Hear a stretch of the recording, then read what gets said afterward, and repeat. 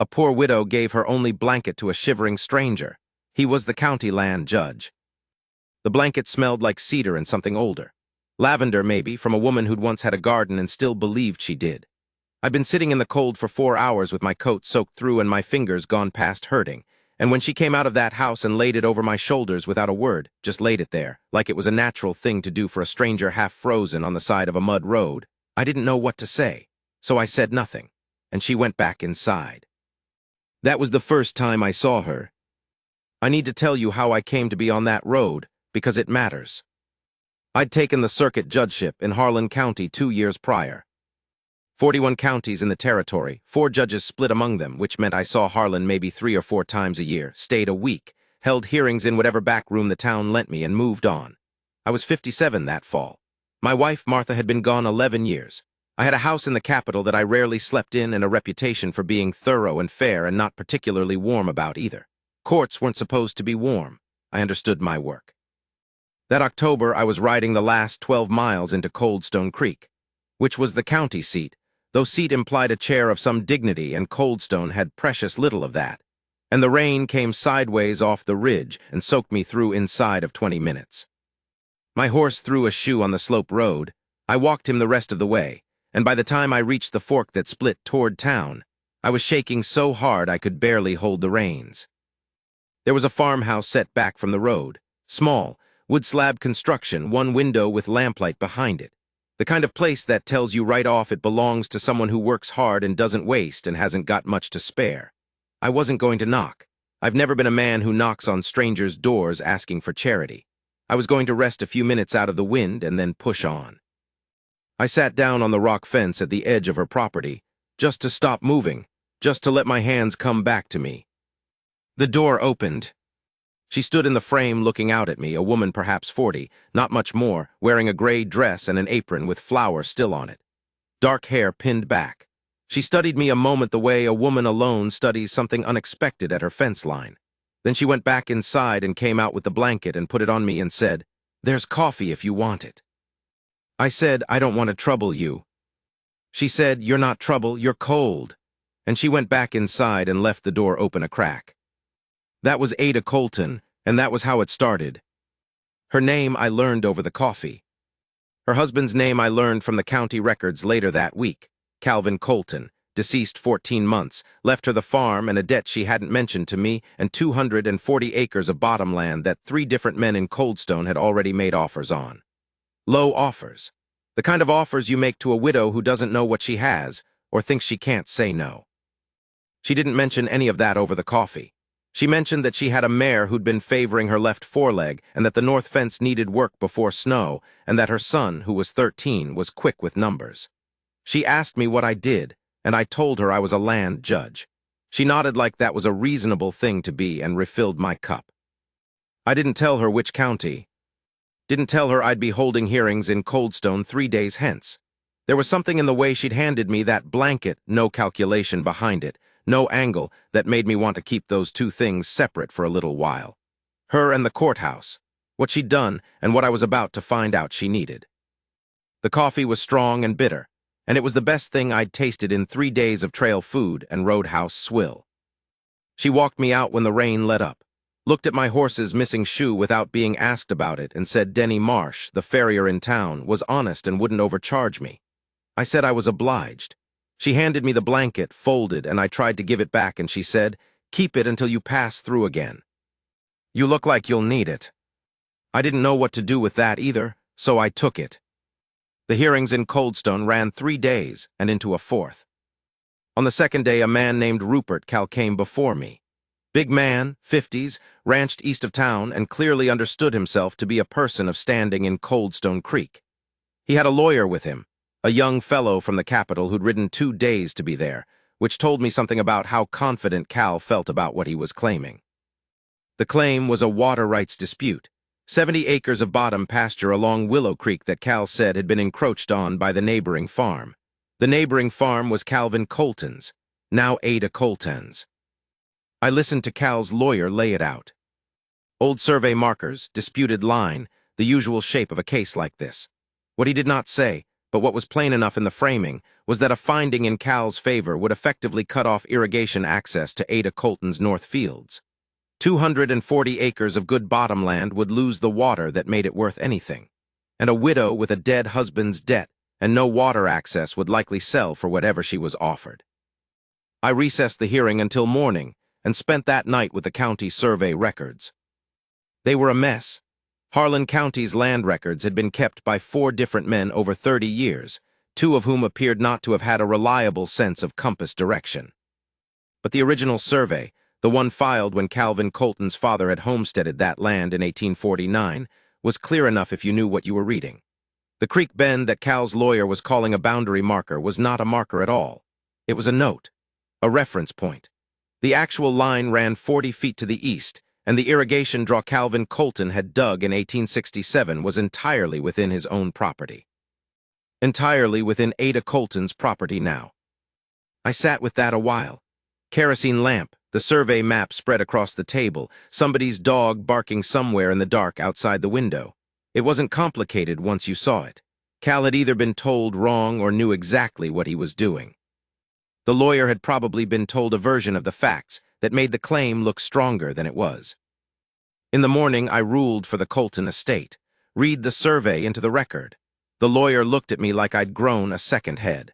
Cal looked at me the way men who have always gotten what they wanted look at you when they don't get it, not angry yet, just processing. I said, Mr. Cal, the line is where it's always been. The draw is hers. If there are further questions about the survey, the territorial office in the capital can confirm my reading.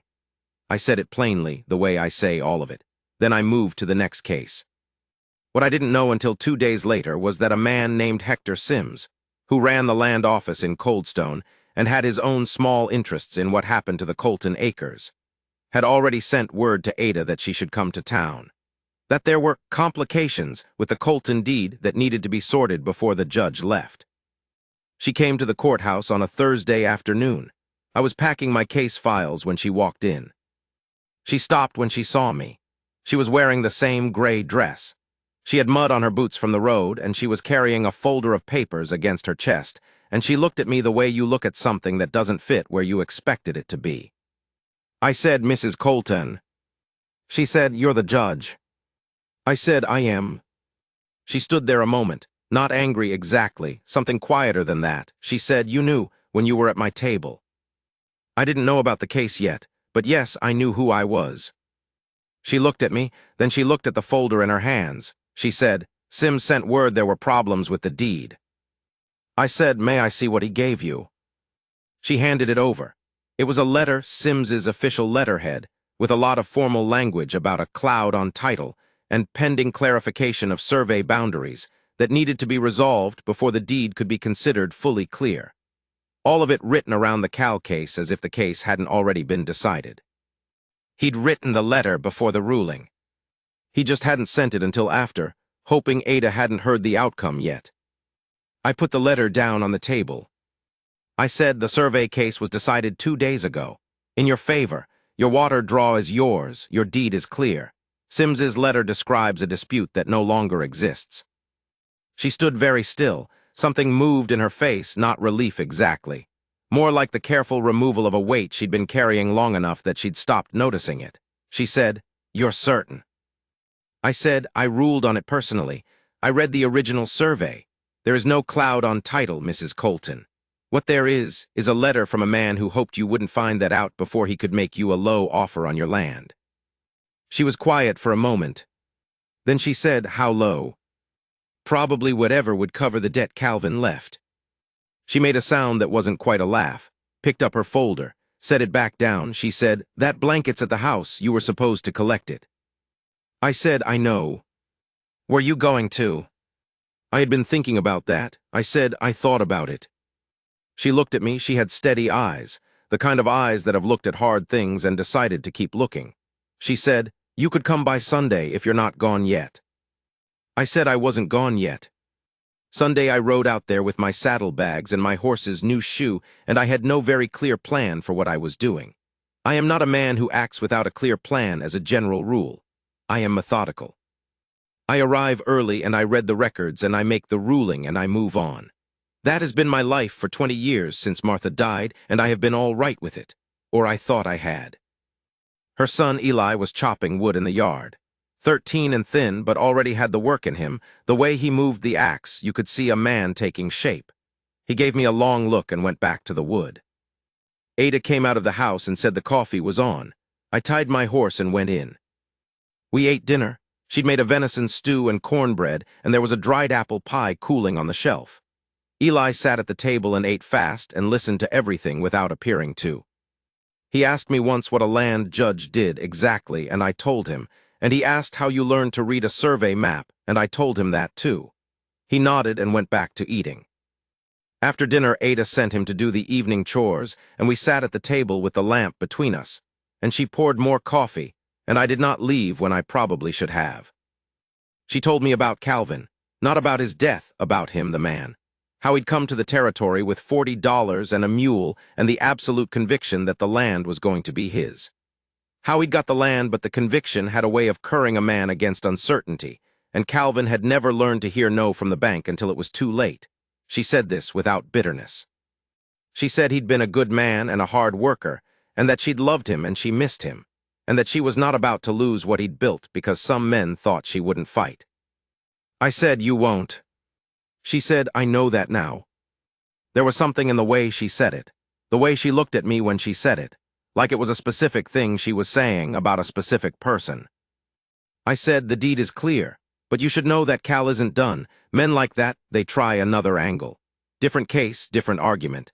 You should have the survey filed again at the territorial office cleanly with a notation of the prior dispute. That way any future challenge hits a wall before it starts." She said, "Can you do that?" I said I could arrange it. She said, "Why would you?" I said, "Because it's right." She looked at me for a moment, then she said, "Is that the only reason?" I didn't answer right away. I looked at my hands on the table. They're not young hands anymore.